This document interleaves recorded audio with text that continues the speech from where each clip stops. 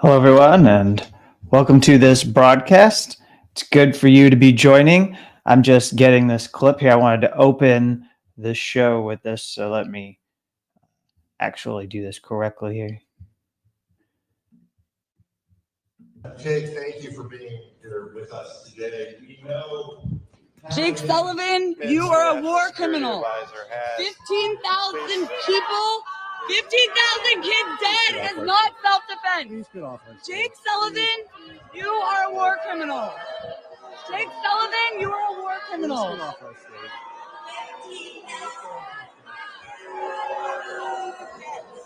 15,000 kids, 15,000 children dead is not self-defense. 15,000 kids dead is not self-defense. 15,000 children dead is not self-defense. 15,000. Jake Sullivan, you are a war criminal. Jake Sullivan, you are a war criminal. 15,000 kids dead is not self-defense. Stop the genocide. Jake Sullivan is aiding and abetting war crimes. Stop the genocide. Stop the genocide. You are not speaking for the Jewish people. It's not self-defense. Jake Sullivan is a war criminal. We're outside the American Jewish Committee's global forum where the senior national security advisor to President Biden, Jake Sullivan, was speaking. And we were in there saying that it's not the United States of Israel, that 15,000 Palestinian kids dying and being murdered by U.S.-backed bombs and money is not self-defense. We thought it was important to go in front of an audience of many thousands of people of Jewish faith to say that Jewish values are not mass murder, that Israel is committing mass murder, and Jake Sullivan is a war criminal. And the people there all have blood on their hands for their support of Israel. Hello, everyone, and it's good to be here this afternoon. I'll let some of you get in and join. This is the YouTube channel that I periodically show up on to do some shows. It's not as regular as I would like, although I'm getting a little bit better at it.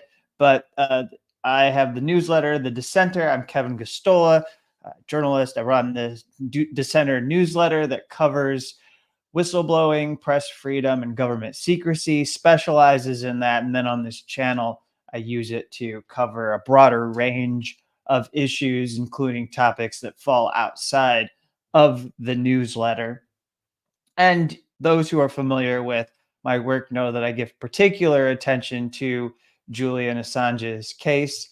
We have a development with the case. There are now dates for Julian Assange's, WikiLeaks founder Julian Assange's appeal hearing. He is going to have an appeal hearing on July 9th and 10th. There will be coverage from the Dissenter Newsletter. So subscribe, go there.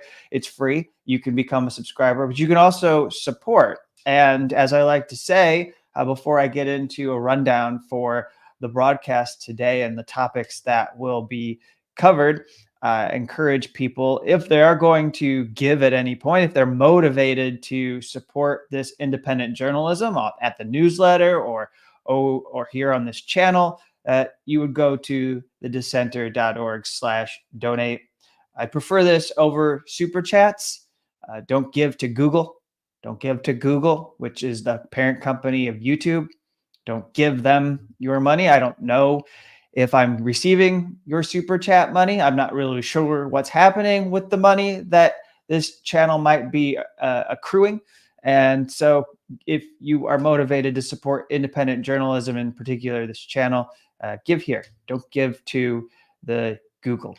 And so this broadcast, I particularly would like to cover a story that I highlighted and dug into for the Dissenter. And I like to, in my weekly coverage that I do over at the Dissenter, I usually get to a press freedom or whistleblower story. And then this is an opportunity for me to bring it over and just have a more broader, freewheeling discussion of that, and also introduce it to some people who might not regularly read the articles that get posted at the newsletter. And I want to discuss the former Mississippi governor Phil Bryant's attack on this nonprofit news outlet. It's called Mississippi Today. He sued them for defamation. We'll get into why that is a frivolous claim.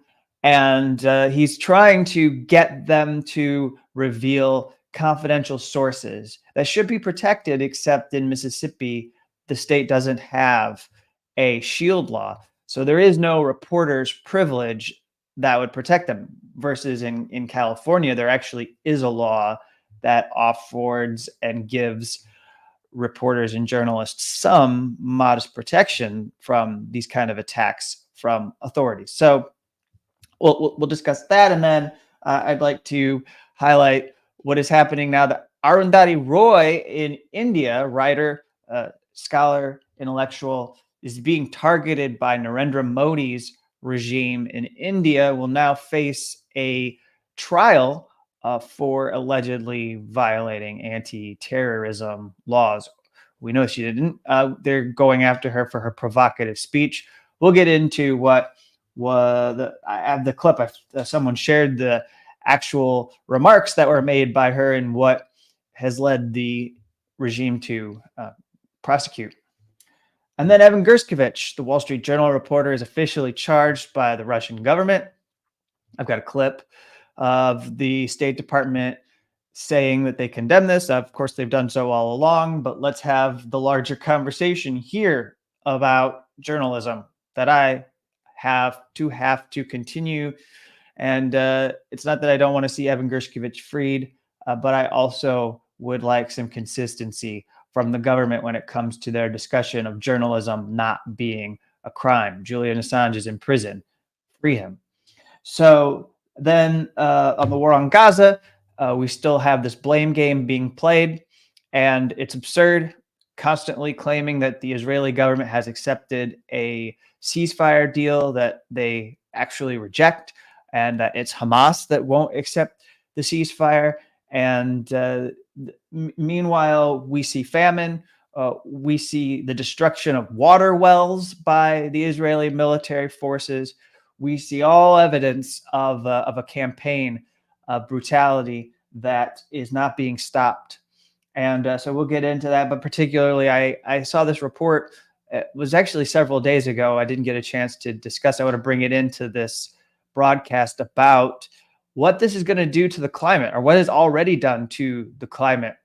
And in fact, these are questions, these are issues that nobody's really speaking about, because what is central is to stop the killing first and foremost. But the aftermath is just as ugly as any of the images of bombs being dropped and any of the attacks that are coming out of Gaza. So, and there's a clip here from a man who I know has broke a lot of people. It was very emotional, describing 70 family members being killed. And I think I want to play that so people can just see vividly what it means that this isn't being stopped, these attacks that continue on Gaza. So that's the serious, the heavy part of the show. And then I'll stop and I'm going to play a preview for you from the Unauthorized Disclosure weekly podcast that's lined up, ready to go. Those who would like to get full episodes and early access to episodes are subscribed. They're over at patreon.com/unauthorized disclosure. There's people who are subscribed through the Dissenter Newsletter, and they've already heard the episode for this week. But then it becomes available in a free version on Mondays at 1 o'clock Eastern time. And I want to play just a clip for you, just a preview, so that people can get a taste of it. And then I hope you tune in on Monday if you're not a subscriber. In the second hour, we will look at the Parallax View, 50 years. It's a conspiracy thriller, a political conspiracy thriller that was directed by Alan Pakula and represents the post-Watergate era. You stick around for that if that's your thing. Something that I like to do is talk about movies on this channel, along with the news and politics that I do cover. So thank you for being here. And without messing around, let's get to what is the first topic. Let's get to the story of the attack on this nonprofit news outlet. And in particular, let me put up the editorial. I'm just going to show it, the editorial that has been posted. Some of the text here. Have an editor's note that was published that was announcing to everyone that a judge had ordered this news outlet to turn over privileged documents, that they were going to appeal to the Mississippi Supreme Court. What's this about? This is about ultimately the fact that former Governor Phil Bryant, who was governor up through, I think, the early part of the pandemic. He made it through, let's see, what was his term exactly? Let me get that for you. He was the governor from 2012 to 2020, a Republican governor. And there was a scandal, a major public funds fraud scandal. And part of it involved that he was helping the quarterback, a well-known NFL quarterback, Brett Favre, get access to some of those funds that were supposed to go to needy families and who wanted government assistance to help them. There were other aspects of this scandal. They found that money was being diverted to state projects. And this outlet, the Mississippi Today, did a series that ended up winning Pulitzer Prize, ended up earning them a Pulitzer for the work that was done. Their reporter Anna Wolf was on this, and they put out a 5-part series. That was in 2022. And then when we got to 2023, it was about a year later. What happened was Bryant decided, as the former governor, that he didn't like the kind of attention that was brought to him when it came to how it implicated him in this scandal. And so he turned on this nonprofit news organization, one of the few organizations in Mississippi that is committed to covering issues of corruption.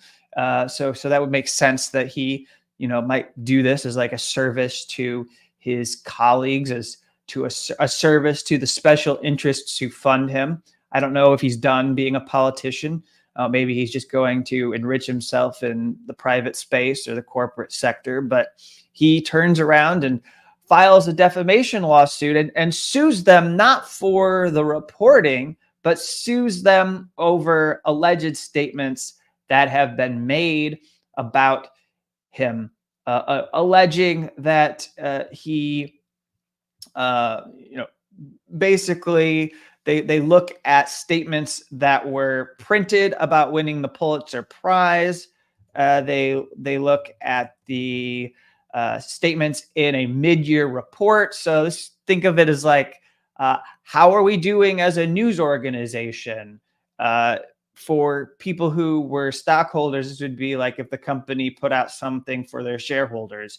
No, so this was a thing for people who follow the Mississippi Today. They could find out, how this was an important part of their journalism. And then it turned into a Pulitzer Prize winning series. There was a panel discussion in which an editor participated that was organized by the Knight Foundation. The Knight Foundation gives out money and funds nonprofit news. And so Phil Bryant seeks all communications from Mississippi Today employees, not just Anna Wolf, who worked on the series, but goes after all communications that have been had among employees about the plaintiff within the past 2 years, including emails and text messages between Anna Wolf and sources. He also requested the identities of each person that the news organization's employees spoke with regarding Bryant, and that covers the past 3 years. So that would go all the way back to 2020. And we can get into the substance again of what was alleged here about these payouts, about what Phil Bryant did. They call this series the Back Channel. So beyond just the bare fact that you shouldn't be going after a news organization and trying to force them to expose their confidential sources, you shouldn't be allowed to go on this fishing expedition and rifle through private news gathering materials that have nothing to do with whatever your claim is, I would say. I mean, if you think they defamed you in those statements, then challenge those statements, but you don't need to go through every employee at that organization's records. And yet a circuit court in Mississippi is allowing, unless a Mississippi Supreme Court stops it. They appealed. They said the Mississippi Supreme Court should step in and recognize that we should be protected from having to give up this information. Beyond that, I would say, what is the relevance? Why is he allowed to get access to all of this material? And this is a frivolous suit that is clearly intended to hamper and make it more difficult for this nonprofit news organization to function. I would say the goal may be to bankrupt it and force it into a position where it can't do the kinds of series on Mississippi officials that are valuable and that are in the public interest. So what does it uncover about Bryant?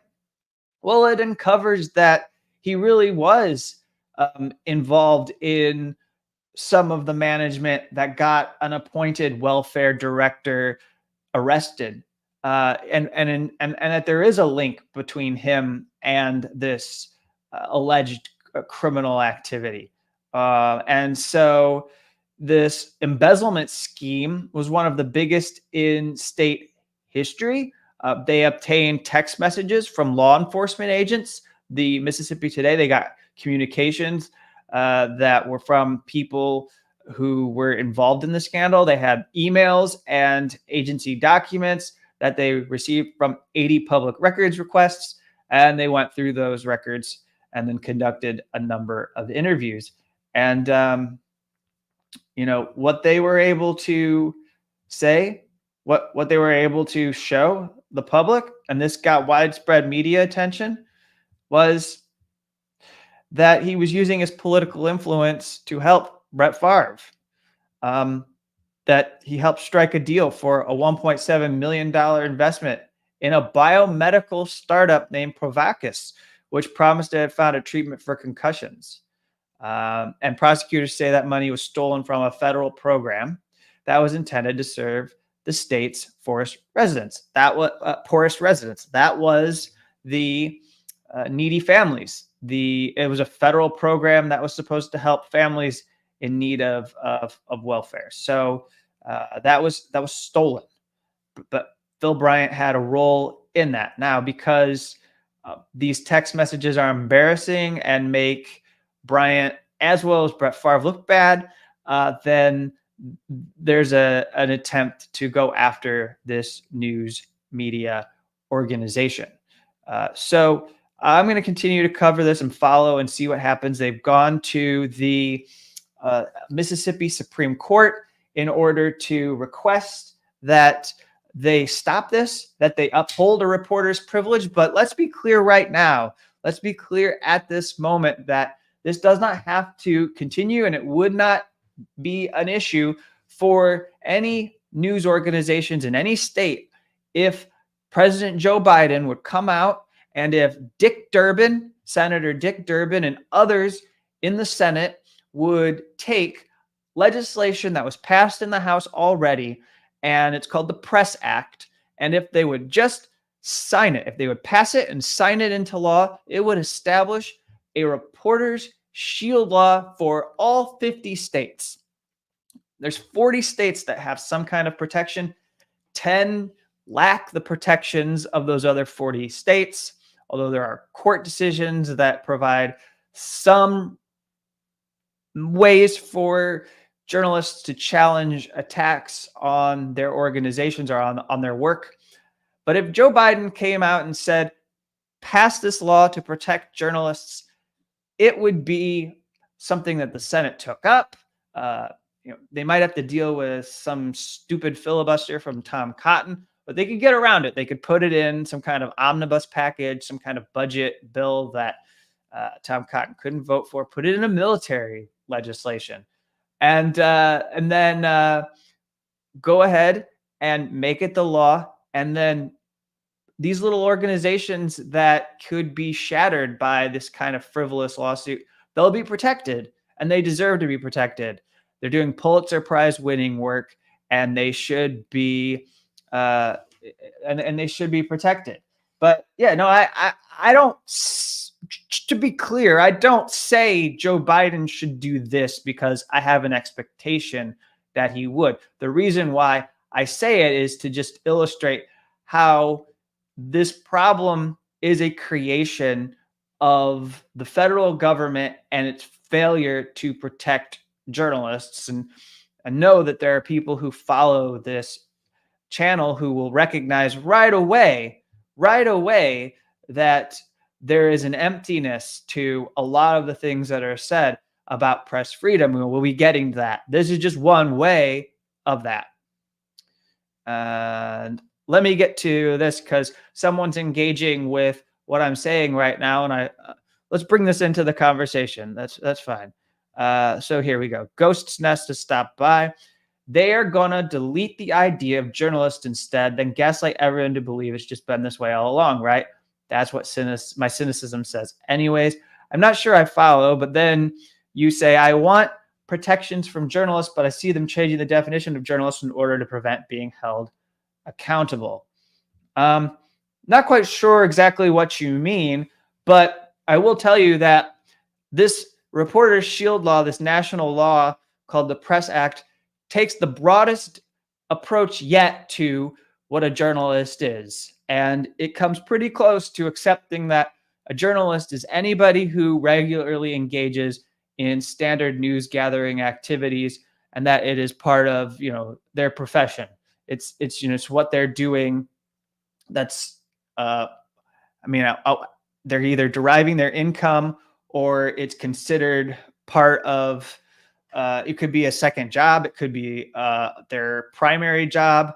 But if that's what you do, then you should be protected by this law. And that is the way that it has been drawn up. It's a rather strong piece of legislation. That doesn't mean there aren't loopholes to it, but it is one of the strongest efforts yet. And it's there. It's in the Senate. It can be passed, and it should be passed.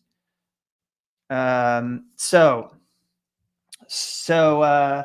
we'll go to Arundhati Roy, and Arundhati Roy is she's a writer. She's someone who's written books. I have a collection of her essays that I read about 8 or 9 years ago now. It's The End of Imagination.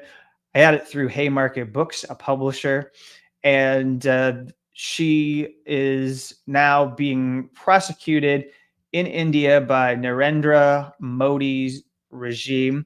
I'm just going to put a picture up of her for those who are, unfamiliar with Arundhati Roy.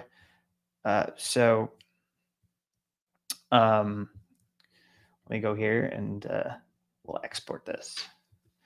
So yeah, she is being prosecuted under anti-terrorism laws. And if this is successful, this is a major attack on free speech. This just happened today.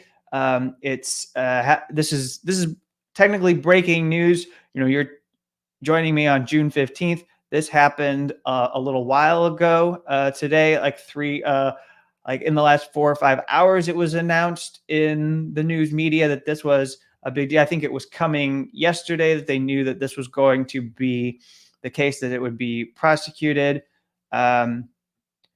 if YouTube is freezing, that's not me. That's YouTube throttling or buffering my channel, and there's not really a whole lot I can do about that.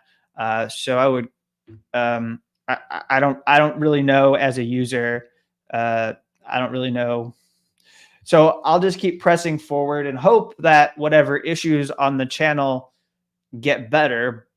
It's been pointed out before, though, that this channel does not get traction, and there are all these markers on the channel of suppression. So I use it to the extent that it can help me, and then sometimes I don't bother with the channel because it's clear that some of the things that I do don't get watched, don't receive the kind of attention that other channels, even of equal size, are able to get. So we just, just keep trying and muddling onward. So let me put up again,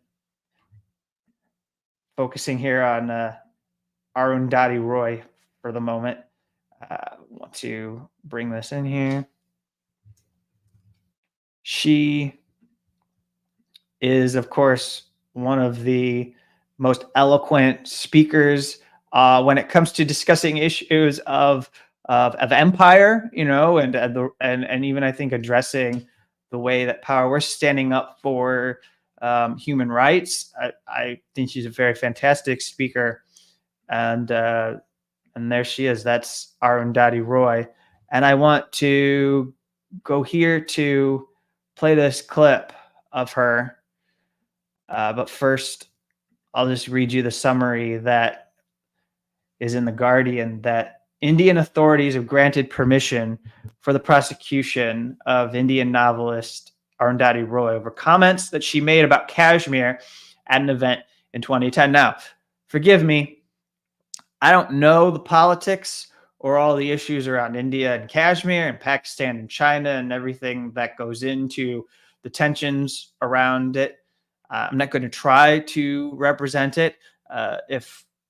If I can, I'll have somebody either on the Unauthorized Disclosure podcast or maybe just bring them on this channel and talk to them about this and what's going on. But I think we can all agree that this is a issue of a crackdown on freedom of expression, and there isn't anything that somebody could say about Kashmir, in my mind, or any other region or country in the world that would merit being prosecuted under an anti-terrorism law.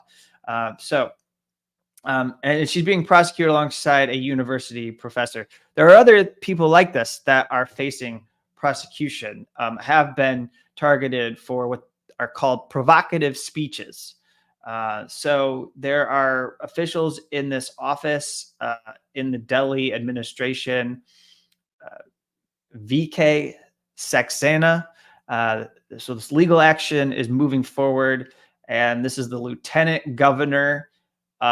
So part of Narendra Modi's ruling BJP. So 62 years now, 62 years old, outspoken critic of Modi, has criticized the kind of crackdowns on Muslims that have been a hallmark of Modi's brutal regime. And this was a development on Friday. And in fact, I guess last October, he gave the approval. Saxena, this lieutenant governor, gave the approval for this case to move forward. This complaint involves Roy's comments on Kashmir. Let's go ahead and play the clip of Arundhati Roy speaking. I want to play this for you, and then we'll go ahead and move on to our next topic, which is equally important and relevant to freedom of the press and freedom of expression. But here we have Arundhati Roy. Tribunal, just as I was leaving, a TV journalist, stuck a mic in my face and very aggressively said, "Madam, is Kashmir an integral part of India or not? Is Kashmir an integral part of India or not?" About 5 times. So I said, look, Kashmir has never been an integral part of India.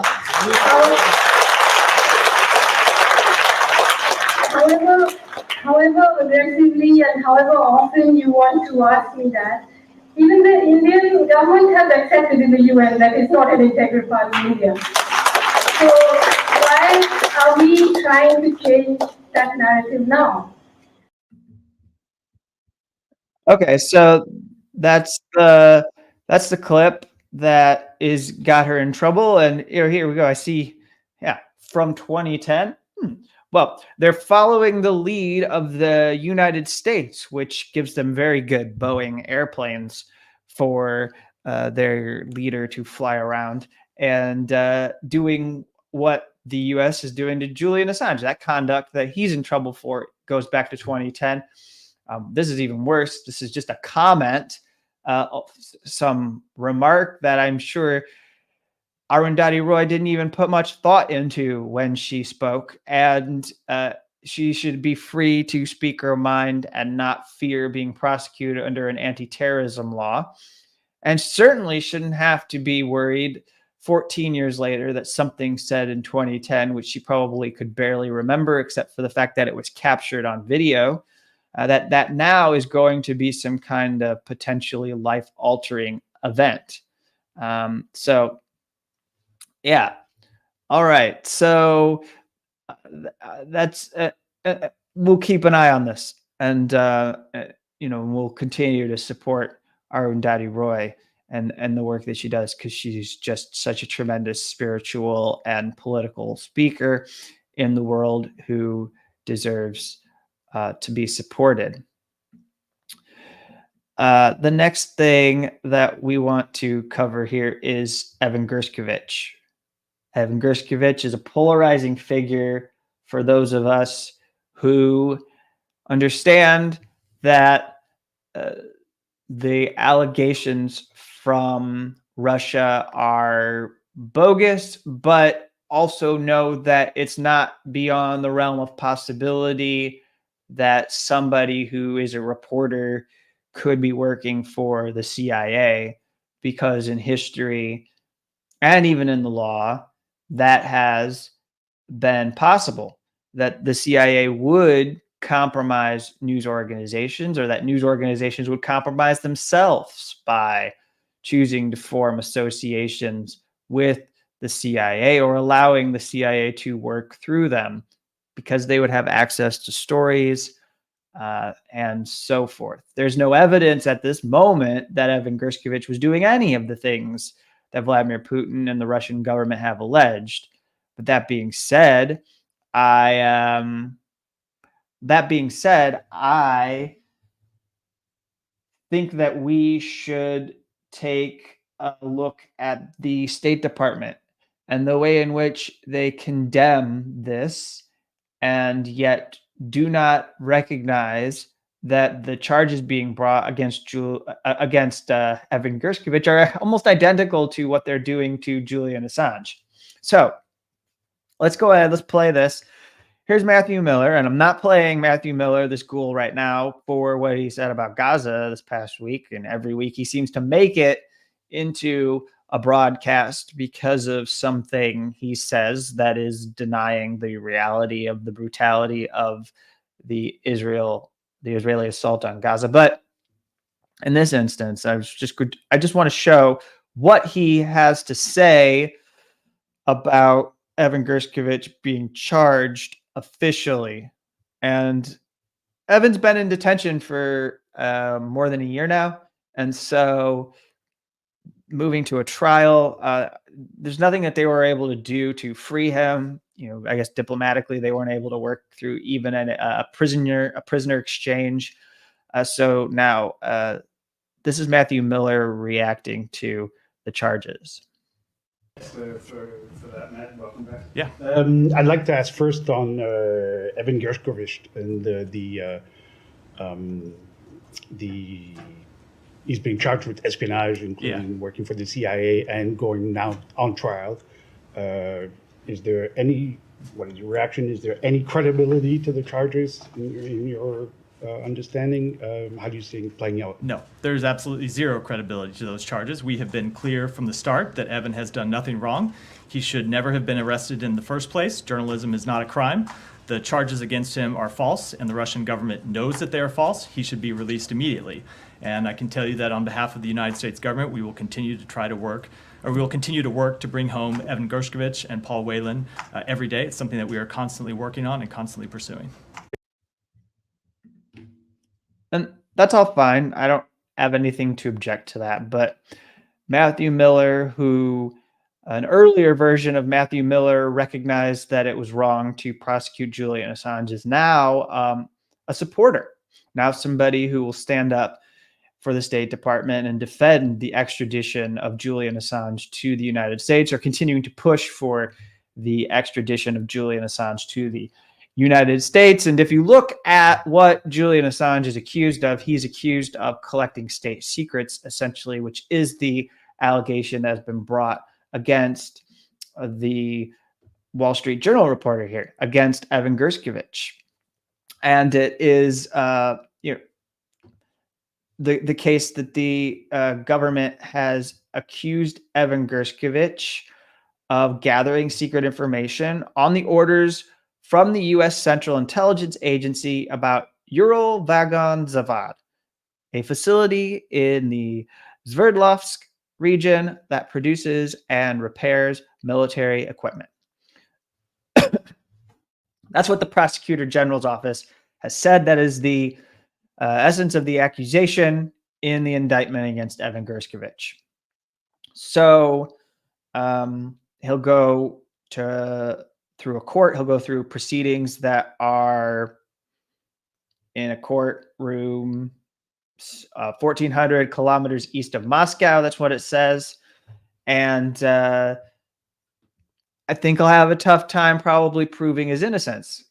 It'll be the same fairness and justice that Julian Assange will receive in the Eastern District, Virginia. In the Eastern District of Virginia, if he's brought here, he will have the same trouble that Evan Gershkovich will have proving that he did not violate the Espionage Act, or in this case, that he did not commit espionage. I don't know, because there hasn't been any proof put forward that Evan Gershkovich was working for the CIA, but somehow through conjecture or through his actions or through something he may or may not have said, they're going to make this claim. And we've seen similar scurrilous and slanderous claims made about Julian Assange working for Russian intelligence. Democrats, people who have jobs in Joe Biden's administration, have said that WikiLeaks was essentially working for the Russian government without batting an eye. And so, I would tell you that if you don't want people who are U.S. reporters to go through this kind of a political prosecution, then maybe don't pursue political prosecutions yourselves. Similar kinds of prosecutions that are abominable, this should stop. Evan should be freed as much as Julian should be freed. But this, as I've said before, is a race to the bottom. What we see is a replication. These kinds of cases where people are attacked for their freedom of expression, they don't happen without more powerful countries setting a kind of standard that then others say, oh, okay. Or it becomes a kind of a tit for tat. I'm not here suggesting that, Evan was arrested because Julian Assange is being prosecuted. No. Julian's an independent person. Julian was in London. Julian had nothing to do with Russia. That happened because of the CIA waging a war on WikiLeaks. It had nothing to do with the Russian government. But that being said, there are authoritarian regimes. There are countries that look around and see what allegedly democratic countries are doing. And then they say, oh, okay, well, we can enforce our rules and our laws the way that we would like. And they can point to examples of how it's not out of bounds, because there are people who get put on trial in the U.S. There are arrests, there are crackdowns on protests. The way that people are being rounded up for being against Gaza, having these encampments, that doesn't reflect well And it doesn't help the US go out there and be some kind of supporter for freedom of expression. People in the UK who get arrested under anti-terrorism laws, who get investigated. There's a publisher that was investigated or arrested last year. There are people who get questioned. They get hauled by border police or airport police. They get questioned about WikiLeaks or Assange, or what connection do you have to these protests, or they abuse terrorism laws to go after reporters and journalists. They do it, and then it happens in India. When it happens in India, either they'll be totally silent because they're an ally, or they'll speak up and condemn it. And in fact, the U.S. government hasn't really been that forceful against India as there's been crackdowns on news media. Like the BBC did a documentary, and that was suppressed, and we didn't hear much of anything from the Biden White House because they were too busy making a deal with selling Boeing aircrafts to the Modi regime. So that's that story, and it's going to capture a lot of attention from CNN, MSNBC, maybe even Fox News. But there should be an understanding that a kind of double standard is at play. If he is to be freed, then we absolutely should see all journalists freed, and that includes Julian Assange. So let's not just say journalism is not a crime and have it only apply to those who are in Russian prisons or Chinese prisons or Iranian prisons. Let's have it apply to everywhere in the world in which Western governments are involved in harassing and intimidating journalists as well, disrupting their lives, ruining their families, ruining everybody who is trying to do their jobs. And that should be clear to anyone that follows this case. So the war on Gaza is obviously the most pressing matter in the world. Stopping the carnage, ending it, making it stop now is of the utmost importance. If you look at the devastation and what we have seen, just the satellite images that come out, we hear this back and forth. Is Hamas accept the ceasefire? Or did they respond to the proposal, or did they not? Israel accepted. Oh, Israel's government said they did, but then there's officials that say they don't. But those officials, do they even have power? And blah, blah, blah. But put that aside. This is the destruction that has been done to Gaza. And this is what is the environmental impact. And this is a cost of the conflict that we are all going to feel.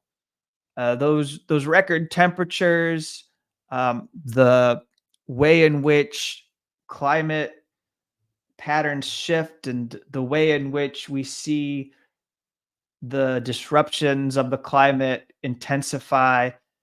We're going to be able to point to these kinds of wars, especially this war. There was a report that was done by some scholars. It received some coverage. I want to give credit to Common Dreams for doing this work. And the writer was Edward Carver, who put this together.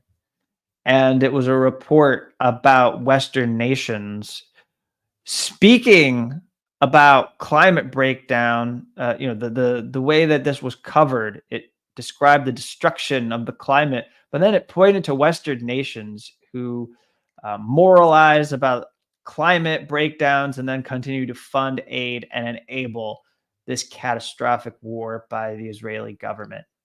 It's important, very important, to lay this all out. This came from a co-author and lecturer at Queen Mary University of London. So this report's coming out of the United Kingdom. And what it basically says is that in the first 4 months of the war, which we had 156,000 to 200,000 buildings destroyed, The resulting climate costs were greater than the annual emissions of each of the world's 135 lowest emitting countries. The carbon costs of reconstructing Gaza will be huge.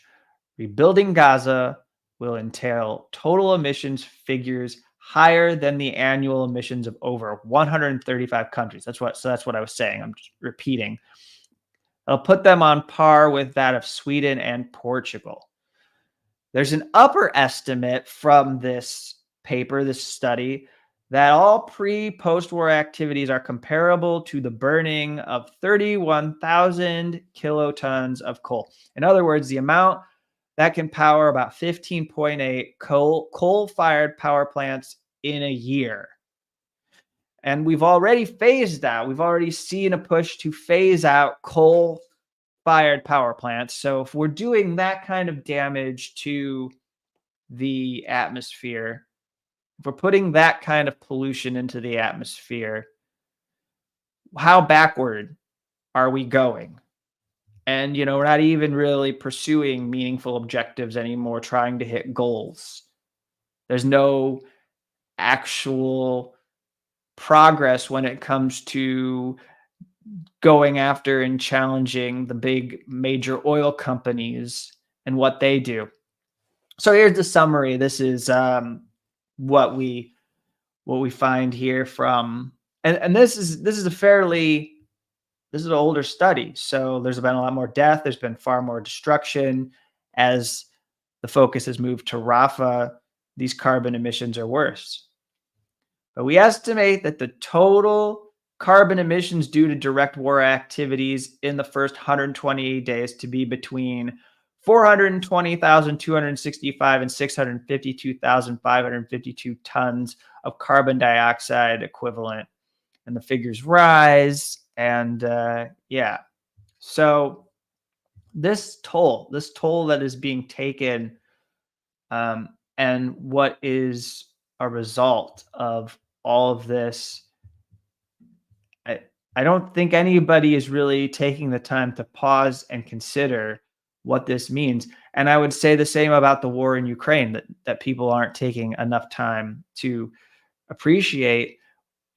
Peace isn't only about trying to end the killing on both sides, but it's also about preventing fallout. There's the questions of nuclear warfare all the time, the threats of some kind of nuclear event.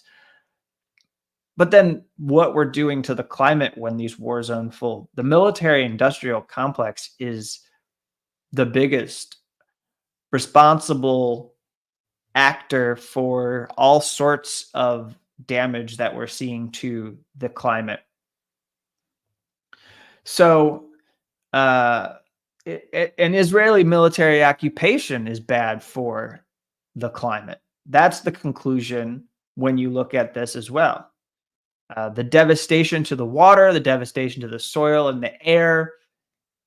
And of course, that's something that has baffled people, because if the campaign being undertaken by the Israeli military is to allow settlers to move into the Gaza Strip, to annex it, and push Palestinians out so that they no longer can live on this land, what are they doing? This isn't probably going to even be habitable. So that has been an open question as you look at the weapons that are being used. And we don't even know the full extent of the devastation because of the censorship regime that has been imposed on Gaza, where you have to embed with Israeli forces as reporters, especially if you're Western reporters, to get in there. There are Arab reporters, there are Palestinian reporters that have tried to do work in Gaza. They get targeted and assassinated by Israeli military forces. So this is a serious consequence of the war in Gaza. And it's also a part of the massive violation of human rights that we see unfolding. Nothing is being done to stop this. I'll just pause. So again, these other pictures, satellite images that show this. And I have a question here of, do I know if they use spent uranium in their munitions? We've seen reports of white phosphorus. I know that. I'm not sure about depleted uranium. But these weapons that are used have toxic elements that make it hard to rebuild the soil so that it can support life. That much is clear. So one more photo. I mean, when you see these bombs go off and you see this destruction, this is what, and then the people who are having their families wiped out. We go to this man. So we go to this man too as a way of calling bullshit. These are the stories that should stop anyone who just has an endless stream of bullshit coming out of their mouth. These spokespeople for the Biden administration that want to trip up reporters, that want to play these little verbal gymnastic games when we're talking about the players here, when we're talking about Hamas and Israel and whose fault it is that there isn't a ceasefire yet.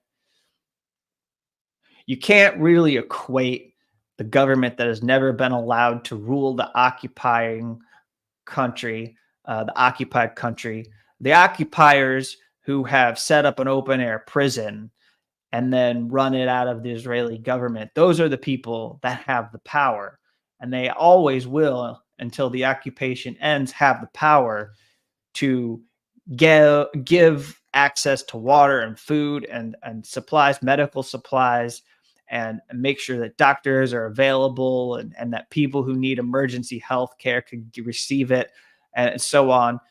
It's on them. And it's not on Hamas that anything continues to happen. All of this can stop at any moment. And yet this game is played, and we hear that we hear this. And so let me share this clip that has many people gutted by what this old elderly man shares about losing 70 family members.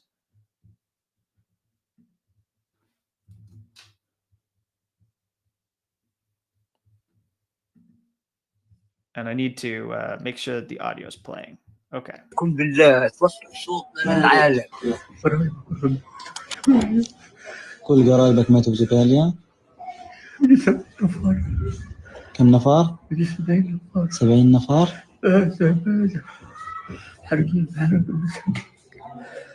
شفتهم هناك طلعتهم تحت المسجد. لا حول ولا قوة إلا بالله.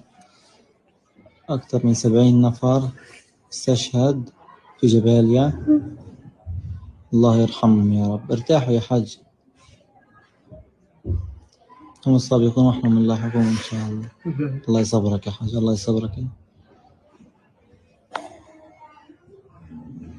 حرقت يا أخوي حرقت. شفتهم. مش حرب هذا يا أخوي. هذا زلزال. هذا زلزال. هذا دمار. ما بدهم يشتغلوا فينا ولا حاجة. لا شجر ولا حجر ولا مدرسة ولا عيادة ولا مستشفى ولا سوق ولا حاجة. فيش بيئة. فيش ناس.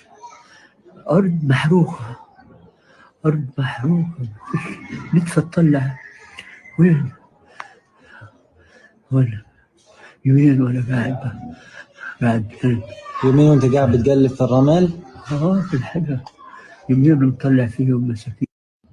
حلفكم بالله.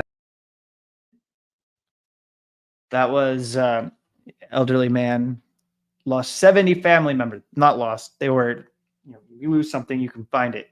His family members were killed. They were massacred. And he calls it a catastrophe. It's a catastrophe that they don't want Gaza to sustain life. That's the kind of environmental destruction that is being attended to when you read these reports. the UN in the last week finding that and concluding based on evidence that Israel is engaged in extermination. Their word, not mine. Although it probably will not do the video or this broadcast any favors if I want people to stumble upon it and watch this channel. I bet extermination is on some list along with other words that YouTube's algorithm is looking for so that you do not find an audience. All right, so as I move to the lighter part of the show, I would like to first just go through some comments here, see if there's anything. First off, here's a good comment from Cat Whatever. We must accept that there are humans in power with power and no empathy. Why do we still expect them to care? And recognizing that that is a comment out of frustration, I just always have to add, based on what I say, that I am not necessarily covering the world in the way that I do and speaking about all of this because I expect them to care, but because I support human rights and I will agitate for human rights and find that it is important for this kind of bloodshed to end. And yes, they are in power. So if we are not going to demand that they do more for us, then it will continue to get worse and worse. And if it's always just going to be that way, and that's the cynical worldview that we take, that nothing can be done to save any people, then I don't know what you're doing here at this channel. And I don't know why we even engage in this subject matter. It seems like, like for me to accept that it isn't even worth it to try and make things better and try and save humanity is just like a permission to go do something escapist, go play video games or go go to the beach and just not even attend to the destruction that is happening.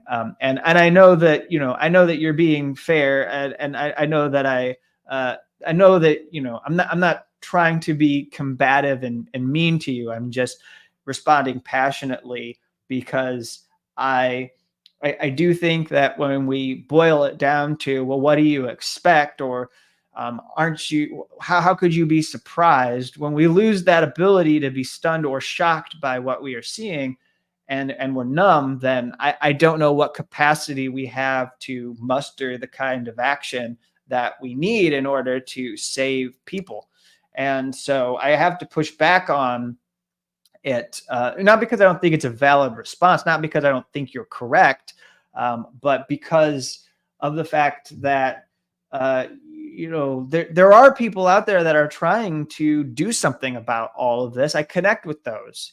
And sometimes you don't always see those people who are in the struggle. Sometimes you don't always see, but listen, one of the brightest moments, if you could call it that, one of the most profound moments of this war was when you saw younger people step out with signs and thank the students on universities and college campuses around the United States that were going out there and having these encampments and sticking up for Palestinians, the people who were suffering the most, the people who, don't have water, don't have food, don't have access to hospitals for care, the people who don't have proper sewage or wastewater treatment plants or whatever, that are just living the most awful existence right now, stepped forward and said, thank you for seeing what we are going through. Thank you for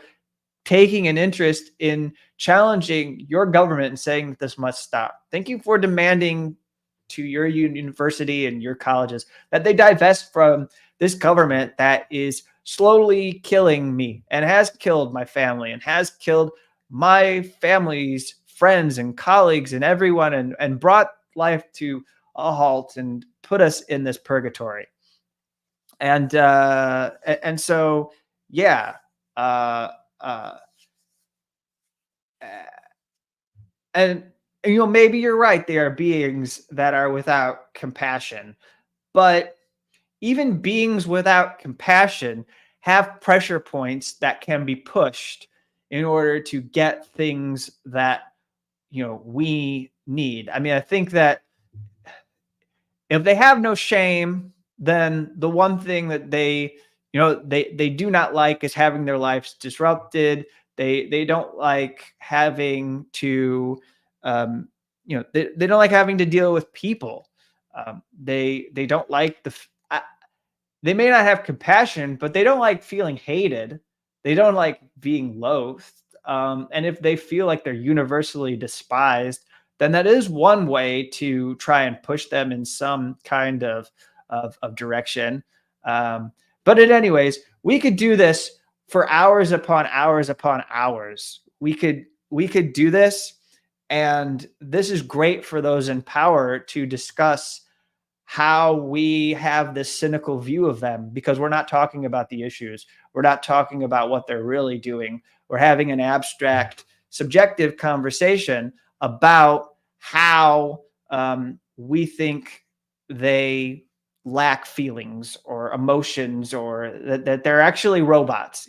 We talk about the rise of artificial intelligence. How much worse could it be than what we have right now, which is that there is a group of people in the US government running this country who came up with a policy position and then will do everything at all costs in order to further entrench that policy position, even as it means that there is more carnage and there is the kind of acts that we are seeing undertaken, the torture. I mean, think about the camp that they were putting Palestinian captives in and starving them and putting them through stress positions and other forms of torture that were actually used against global war on terrorism prisoners under Bush. And then obviously Barack Obama stepped in and said there will be no accountability for that torture. And so that was decriminalized. And again, this is part of the race to the bottom of not doing anything to deal with these crimes, whether they're war crimes or crimes against humanity. What it means is that we just see this repeating. And so that phrase, never again, which we should probably be asking people who we spend time with, is it okay to us that would only apply to those who were massacred and exterminated and faced genocide in the Holocaust? Is it? Are there other mass atrocities that we look at and we say never again? I would think that we say that for the Rwanda genocide too, but is there anything else? Is there anything else where it's never again? Because to me, there's a lot of other never agains, and then they do happen again. But it also seems that like people are only willing to never again the Holocaust, and there should be a lot more never again type of an approach to a lot of what happens in the world. There are also horrible events unfolding that are outside of any media attention. I know that in the Congo and in Sudan and other parts, that's not great right now. We basically have resource wars, and there's nobody talking about how that shouldn't happen again, or looking at the loss of life there. So in any case, just to put an end, because I've got this back and forth going with Kat and whatever, and I just want to make sure that you understand where I'm coming from. I'm not expecting anybody in power to be different. I understand how power operates, but what I also understand is that I read a book by Howard Zinn a long time ago called A People's History of the United States, which taught me the way in which we get justice and equality and are able to deal with things like war, and the way that resistance actually can produce outcomes that saves lives. And at no point in it does it say, don't talk about the issues, don't make any effort or attempt to try and make the world a better place, because these are shameless human beings who have no empathy and can't do anything to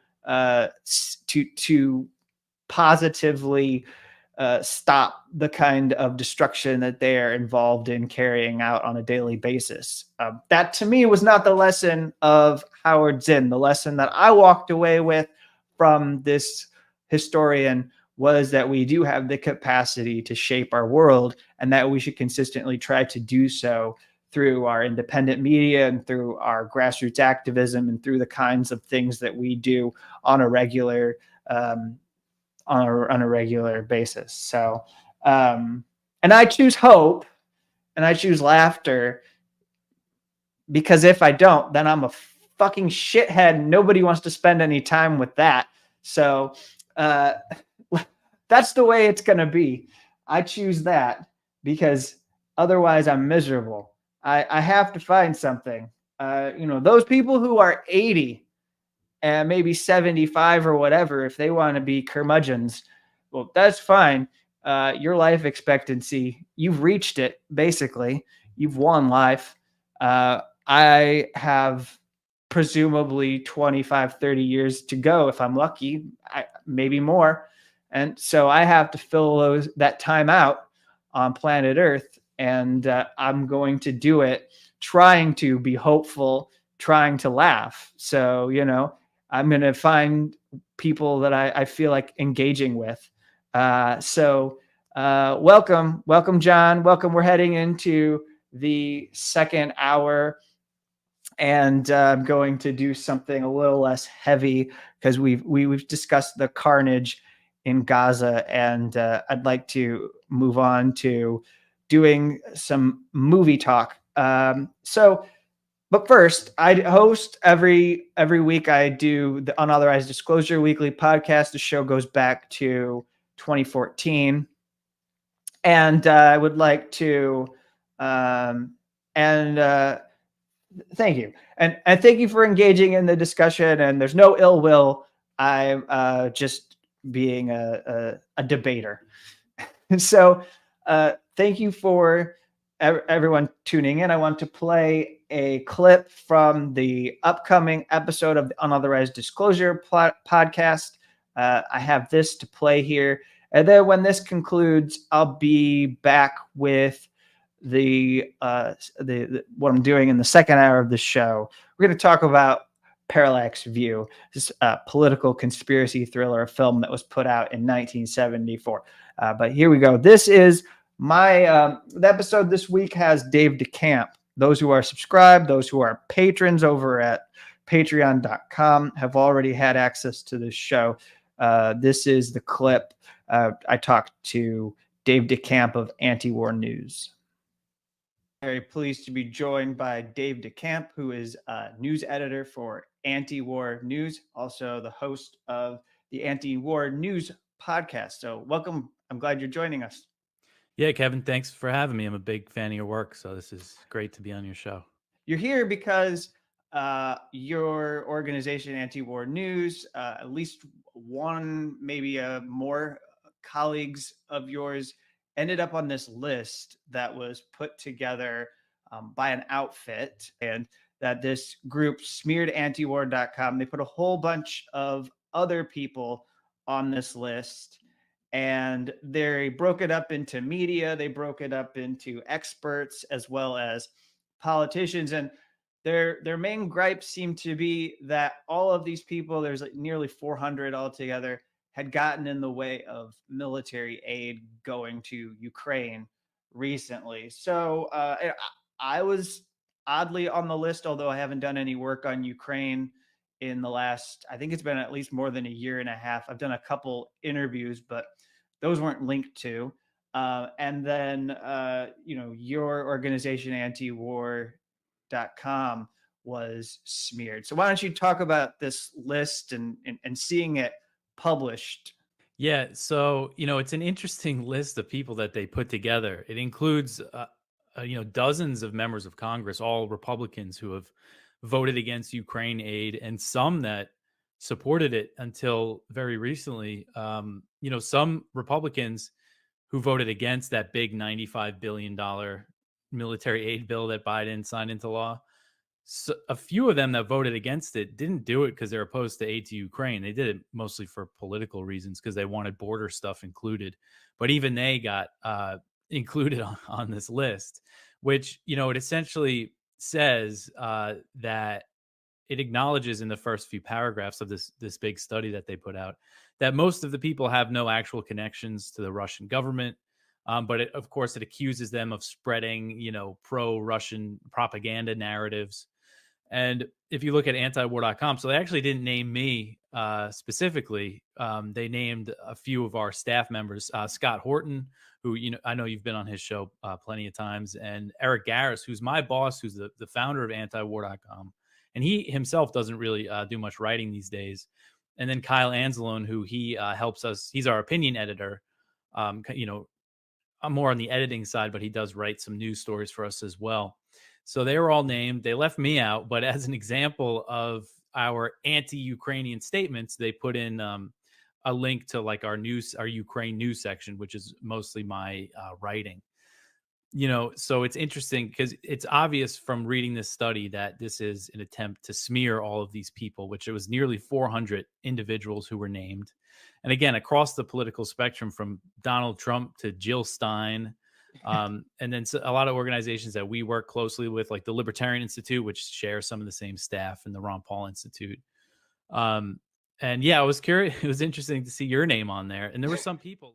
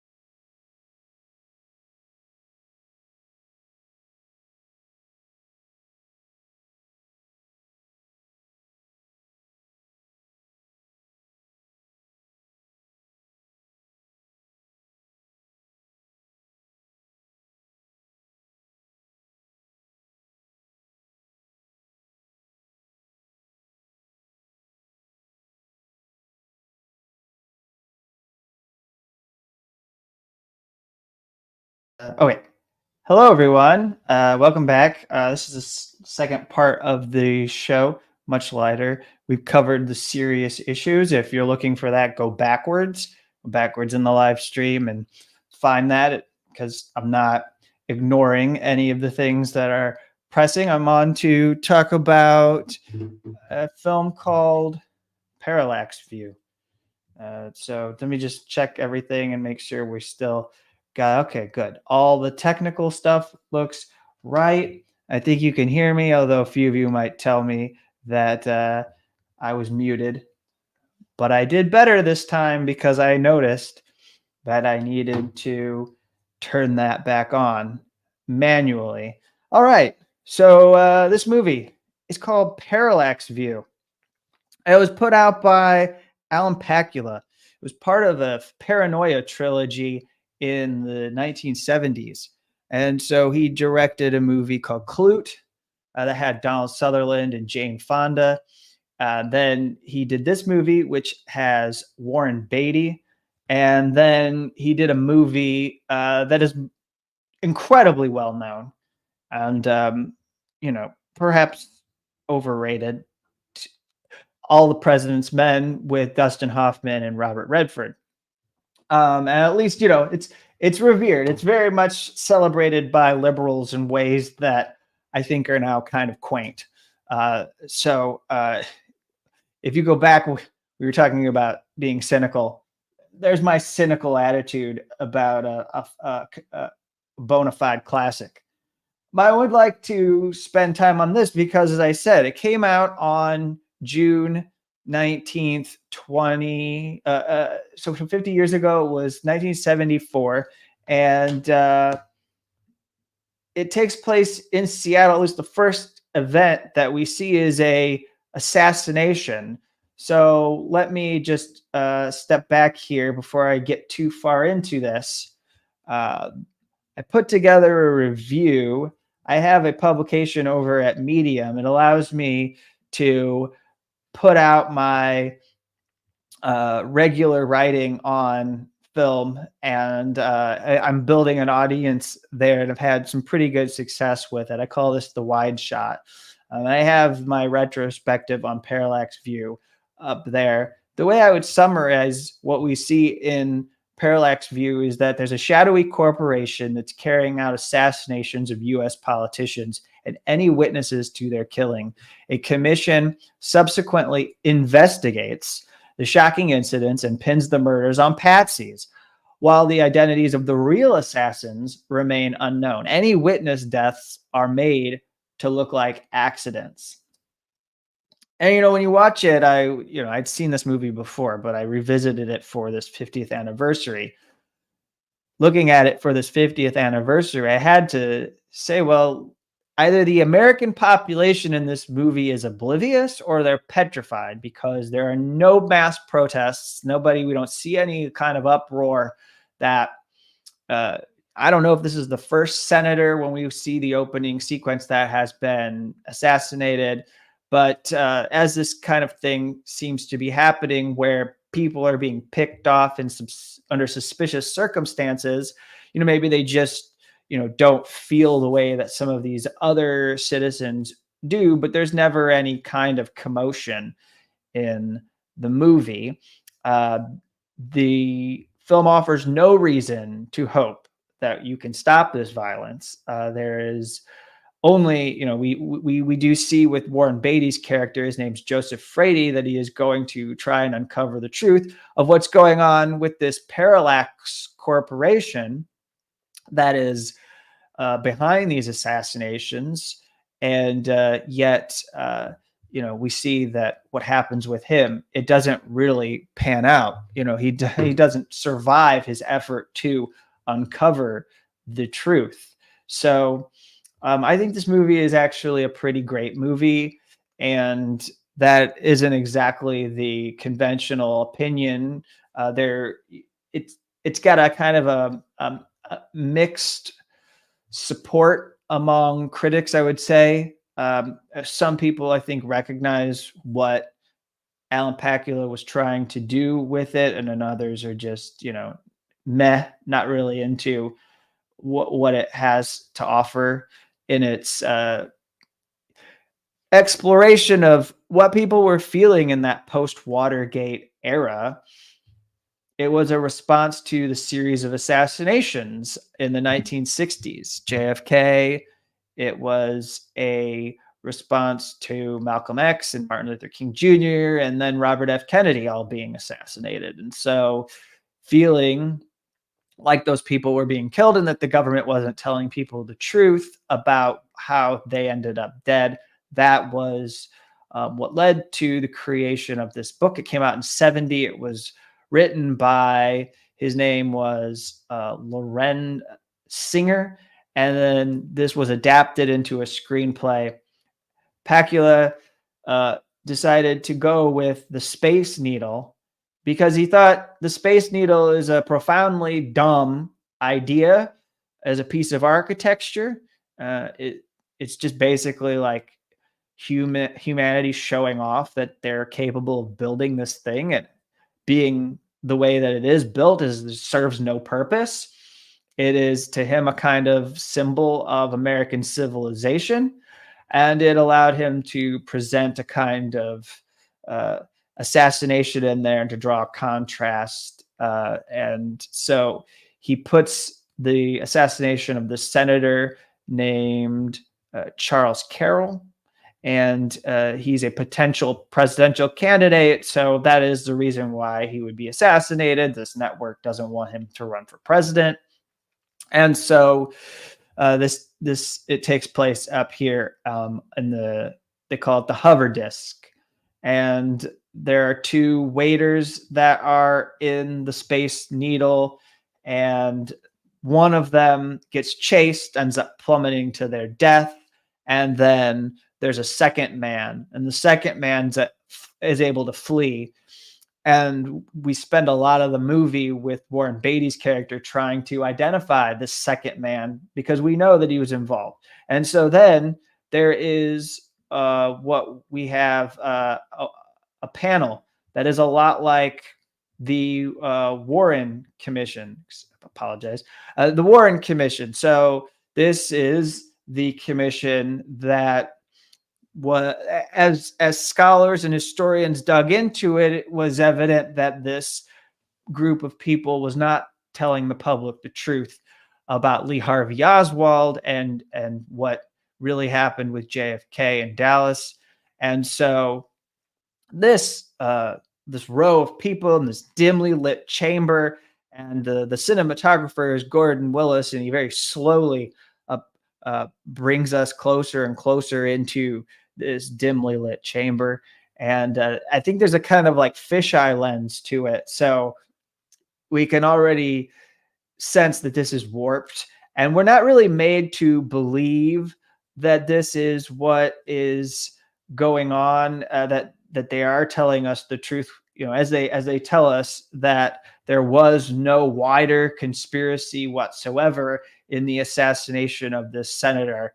There's no reason for us to believe them because the score itself that was done by a composer named Michael Small is signaling to us that they're not telling us the truth. There's these eerie tones that we are able to get, and as they're telling us that they found the culprit, they named somebody, they tell us why that person is the one responsible. We know that that's not really who killed that senator. Then we flash forward 3 years, and we are introduced to Joseph Frady. So there is Warren Beatty, of course, major actor, particularly in the 70s. I think he probably got his first prominent role with Bonnie and Clyde. He's part of, and this film as well, is part of this renaissance of movies in the 70s. And it's one of my most favorite eras. A lot of people who like cinema, like American cinema, they pick the 70s because of what happened with the collapse of the studio system. There were all these emerging artists that were able to come forward and try all sorts of daring and inventive kind of creative productions and put them out there and test boundaries. We just don't really have that today. Or I mean, I'm not saying there aren't people who are doing it, but it doesn't reach the mainstream the way that it reached the mainstream back in the 1970s. So you could do a film like The Parallax View and you'd have the chance for a mass audience to see it. Warren Beatty in this movie, he doesn't really play the characters, or he doesn't really come out as like the kind of Warren Beatty character. Shampoo, for example, which he'd do after this movie, is more of like a Warren Beatty movie. Parallax View isn't really a Warren Beatty movie, but Warren Beatty is our main character in Parallax View. And Warren Beatty is this reporter. He works for a small-ish Oregon newspaper. He is just trying to, I think, find anything he can grab onto that could make it worth holding his job. As a reporter, he's a bit of a loafer. He has an alcoholic problem. He's trying to not be an alcoholic. He is a womanizer. And so he's not really leading the most responsible, stable life, but he's been able to hang on to this job. But we see his editor, that's played by Hume Cronin, who is his editor. His editor's name is Bill, and Bill is getting tired of Joseph Frady and his erratic sensibility, and so he basically tells Warren Beatty that Warren Beatty's character, he tells him that he's no longer going to support the series that he's doing on local drug problems. Of course, when we first see his character, he is sneaking into somebody's house, claiming that he's trying to find a lost parrot, and then that he escapes out the back. The police are trying to arrest him. They themselves are trying to get to his sources. So one of the things that I noticed when I watched it this time and I viewed the movie, I started thinking much more critically than I had upon the first time I watched it about how it depicts journalism. So I'll say a little bit more as I go on, but the basics here is that in this scene here, he's talking to a woman named Lee Carter, who was out there outside the Space Needle on the day of the assassination. Lee Carter, played by Paula Prentice. And this woman is telling him, and has tried to tell him, has called him repeatedly, sent mail, tried to reach him, tried to say that these people who are in images that were printed in the newspaper, these witnesses they're dropping, they're no longer alive. Somebody is killing these people. They're covering up what happened. And so she's afraid. And she says, somebody is trying to kill me. He doesn't believe her. In the examples of people who are dead, he falls for the coincidences. He falls for the way that they've been presented as accidents.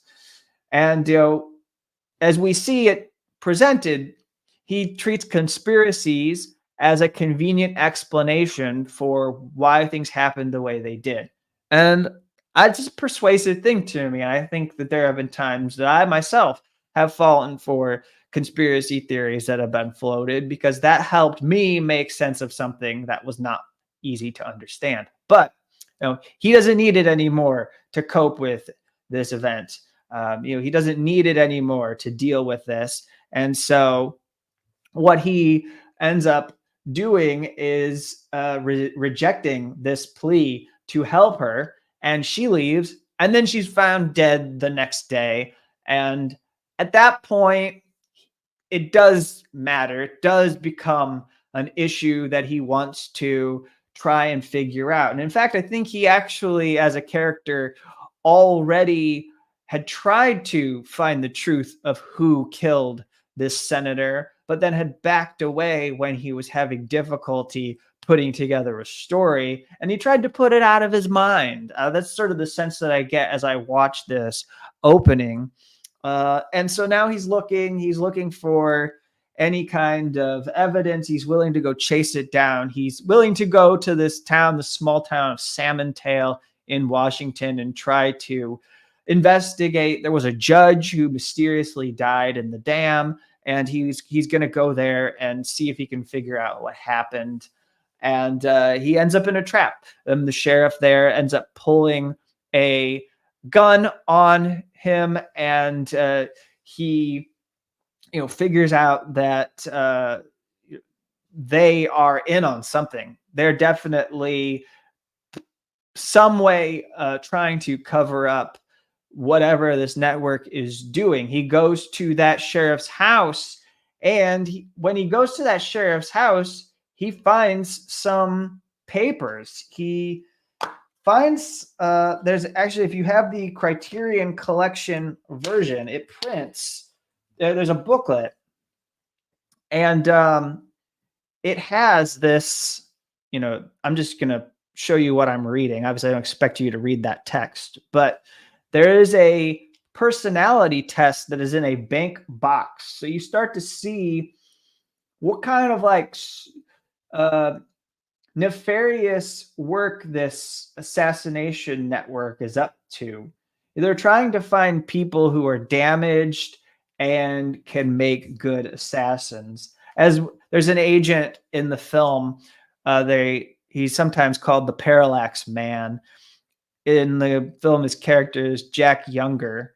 He's shorter character, and he comes in and is trying to, he thinks he could recruit Joseph Frady, but he's also investigating him to try and figure out who he is, because Joseph Frady, in trying to infiltrate this organization and uncover who they are after he stumbles on these papers in this bank box, now he's trying to infiltrate the Parallax Corporation. And so they're looking for people who are willing to take risks.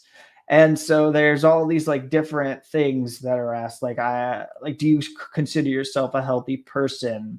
Do you like high places? Are you at your best in large groups? Do you think that sometimes strange men follow you? The person I admired most as a child was a woman. I don't know how any of this stuff was coming up with, but this is what the personality test is, this kind of thing of trying to get to who they are. And there is a test that Warren Beatty's character takes later on. They put him in this chair and they play this series of images, and then interspersed, we see these words of love, mother, father, me, home, country, God, enemy, happiness that flash on the screen. There are these violent images. You can see Lee Harvey Oswald at one point. There are racist lynchings, people being set on fire. And then mixed into that, you have the wholesome images of what it means to be an American, people sitting with their families around a dinner table. I think there's even an apple pie. There's a home, in a pastoral setting, things that are, I suppose you could call them kind of like a Norman Rockwell painting type of a thing. The things that are more folksy about America, and they're mixed in there. And then they're testing how these recruits behave and respond to these associations, and having these words interspersed with these images and what it means. And then somehow this network has a sophisticated way of coming up with that they're going to be able to work with these people as assassins. And that's what this character of Joseph Frady stumbles on while he's doing this report, trying to get to the truth of who's killing these people. So this towards the end, as it progresses, and it actually moves fairly quickly in the movie, we have in the final scene, we're in this Los Angeles Convention Center, and in this Los Angeles Convention Center, the movie is basically bookended by Pakula using this as another symbol of America, of the United States, of having this wide open space, this corporate, this sterile space that people could come in. And we see this senator, his name is George Hammond. He comes in on a golf cart. And so Pakula was very open. Alan Pakula said, I picked the golf cart. I came in, I noticed they were setting up for a banquet that wasn't really the plan for shooting. They were going to show the actual campaign rally that George Hammond had, but he decided to back things up and go with a rehearsal. And then that way you could see the staged spectacle of politics, the inauthentic nature of the way that candidates would handle themselves. There are people in the risers, they're on these bleachers. These are the supporters who have been brought in, and they're practicing how they're going to show their signs behind him. He's running through his speech, George Hammond, the senator, and it's all artificial. And then that gets juxtaposed against the next chain of event, because while he is on the golf cart, he is shot and he is killed, and it comes from somewhere up in the rafters. And this is what we see essentially.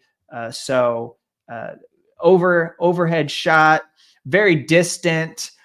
We don't feel this assassination the way that we feel the first one. There are two political assassinations, and the witnesses are not really what I'm thinking about here. But the Senator Carroll and then Senator Hammond, when you juxtapose them, the first one, we're right up in there, we're close, we see the blood being spilled. Here, we're just up on high, we're very far in distance. We don't feel what it means. At this point, we're numb to it, because this is what the network does all the time. They're picking off these politicians. They're assassinating anybody who maybe speaks about trying to make the U.S. a bit of a better place. And so this happens, and Frady is there on security. He's been detailed now. He's working for the Parallax Corporation. He's successfully infiltrated, and he's here in this convention center, and he's trying to hunt down and find the person who is responsible. And then he walks into a trap, and he becomes a patsy. And this is the way in which Alan Pakula explores what it was like to live in the post-Watergate era, and what it was like to feel you were living through a nightmare with a lot of different terrors. This was what it was kind of like to feel you were living in a lawless state. And so he doesn't say anything specific about the JFK assassination, but we know it is heavily influenced by that. He doesn't say what he thinks happened, what he thinks is who is actually behind the assassination. But what he does is, with this film, I think he really does give a lot of space to all the people who believe in these conspiracies, and to say, hey, like, this kind of thing was going on. It's not that far-fetched that these people would be neutralized, and it could be government, it could be a corporation, or it could be a combination of both. And then there are, at the very least, there are these Warren Commission-like committees that are whitewashing what happened so that nobody is held accountable. So you can maintain this fiction that these people are being killed under these circumstances, and it has nothing to do with some larger issue. There's not like a nefarious group of people who are systematically assassinating people. And so, that's the whole narrative here. And then as I watch it, and I think of it from my standpoint as a journalist, extraordinarily bleak. And I was reading about what Alan Pakula did. They modeled a news office off of 1930s movies. So, there's a filmmaker magazine interview from 1974, and the guy said he thought, we should be half expecting that James Cagney would come walking into the door. This is the room. This is the office where they work. They're working on typewriters, and this is the time. And our character, this editor, he spends all this time in the movie. He's in this office. He doesn't leave. He's rooted there. He's very traditional. He believes in the power of news organizations so much that first he's skeptical, and he doesn't believe that this assassination was one in which there's been a cover-up, But as there's more happening, and as Frady is trying to get to the bottom of it, and he's being hunted now, there are attempts on his life, then he says he's going to publish an editorial in the newspaper and basically call on the government to reopen the investigation into the Carroll assassination. And that just shows how he doesn't understand that doesn't work anymore. I don't know if it ever did, but the ability to persuade from the column of a newspaper has been lost. And I think it is a representation of how the news has become ineffective in that moment of being able to stop the kind of violence that is unfolding, or being able to force the government to deal with this force. That again, we don't know the identities of the people that are behind this corporation. We never learn who is behind this. But it's very bleak, because while you can tell that this newspaper is no match for the Parallax Corporation, it is absolutely the case that they fear any sort of person who might try to publish information about the Parallax Corporation. And so that's why these witnesses are being killed. That's why they want to go after Frady. And if you get to the end of the movie and then you pay close attention to what the committee is saying, and as it is pinned on Frady, they pin the assassination on Joseph Frady, what you hear is that they are basically treating his effort to try and uncover the truth as a part of his criminal intent to kill Senator George Hammond. It's all been twisted. It's all been put into this set of circumstances in a way that turns it negative. In his confused and distorted mind, they say, he seems to have imagined that Senator Hammond was responsible for Carroll's death. He was equally convinced that Hammond was somehow plotting to kill him. They conclude that Frady was responsible for the assassination, and we know that that's not true. And then they say, although I'm certain that it will do nothing to discourage conspiracy peddlers, there is no evidence of a conspiracy. And again, we know they are lying. We know they are not telling us the truth, because we have just watched and we know that Frady did not kill that senator. So this whole movie, different from today, when there is such as insecurity about people believing in conspiracies. And granted, I think that there are things like the QAnon conspiracy that are so far afield, and there's something really destructive going on in the way that people seek refuge in these. But by and large, what I have to say is people don't turn to conspiracies for explanations unless they're living in a kind of corrupt society in which those sorts of things are believable to them. And what you get out of this movie is a real reinforcement of why people have this mindset that there is a massive conspiracy by the government to do this harm. And what you understand is that those fears, those suspicions, that paranoia, it's not misplaced, and that you're right to feel it, because there really truly could be that kind of a network out there. This is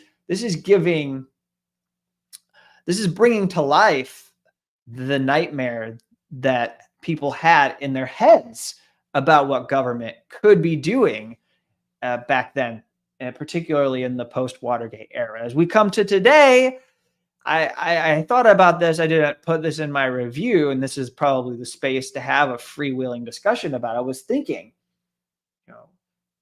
what if they wanted to assassinate people that posed a threat?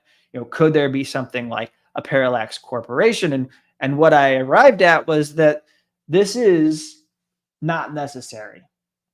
The status quo that they have is far more preferable to this risky business. There's just too much that could go wrong if there was even an informal alliance with a group that was carrying out something of this nature. If people were being picked off and killed. And so there's a much better way to go about this. There's all sorts of tools at their fingertips to discredit individuals, police forces. There's lawfare that can be used. They don't need to assassinate.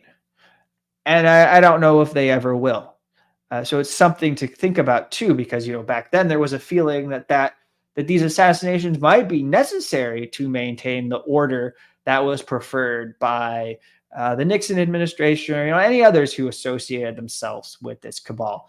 And so that this film, I don't know how true to life it is, but it certainly has a lot in it to consider when it comes to conspiracy culture, journalism, and then just to flash back to that moment in time with Watergate. And then also, if you like movies, to go back and recall the kind of filmmaking that was coming out of what was treated as the American New Wave. They called it. Some people referred to it as the American New Wave. And I have a lot of favorite films from this era.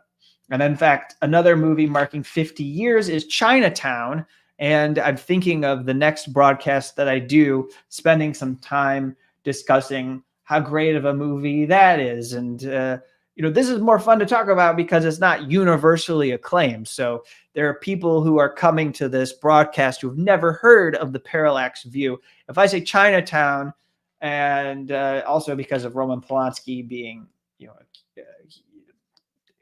who he is and accused of rape, like, people know what Chinatown is, and it's a near perfect film. And the screenplay is taught to people in film school as like the quintessential example of how to structure a movie and how to tell a story, especially one in which you are doing a kind of tale of corruption. It's just such a great, perfect movie. And I'd love to get into it. But yeah, hey, as I wind down the broadcast, let me get to some of your comments.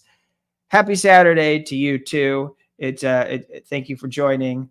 And Susan, thanks for the recommendation. Read Dr. Mary's Monkey, written by a son of a government player, about the JFK assassination time period. I'll appreciate the recommendation. I see someone likes the idea of spending time on the next broadcast discussing Chinatown. These retrospectives is kind of a thing that people do. We talk about movies that are coming out now, but none of them are ever really as good as some of the ones that are influential. And the people who are making movies now, quite frankly, are fans of these classics. And so it's worth it to keep bringing them up and talking about what makes them great. And then also, as they offer insights into what we're dealing with now, as they open our minds and give us a way to try and come at our world a little bit different. Sometimes it's always just feeling overwhelmed, but then you can pull back. You can put on something like the Parallax View, try to come at it from this sense, and then you come back to this world and you go, well, I guess it's good that that's not something that I feel the U.S. government would have to turn to in order to control us. But then what does that say about the people here in this country? Maybe we should do more collectively to be independent. I'll always believe that there could be more rebellion and dissent. That's in the name of my publication, The Dissenter. Embracing whistleblowing, embracing journalists who take on power like Julian Assange. So I appreciate you taking the time to spend here. And then Suzanne, thanks for engaging with Hollywood and recalling Warren Beatty had a romantic tryst with Julie Christie after she made Dr. Zhivago. then dumped her and went through a bunch of romances before he married Annette Bening after making Bugsy. Yeah. And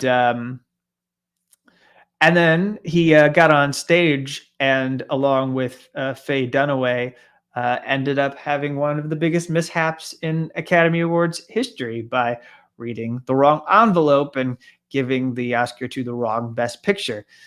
So that's part of Warren Beatty's biography. Will always have that little nugget. And so, I thank you. I thank you all for tuning in here. Some of you have been here for almost 2 hours listening to me go on and talk about topics. And then I talked about this movie, The Parallax View. You expose conspiracies all the time. Yeah.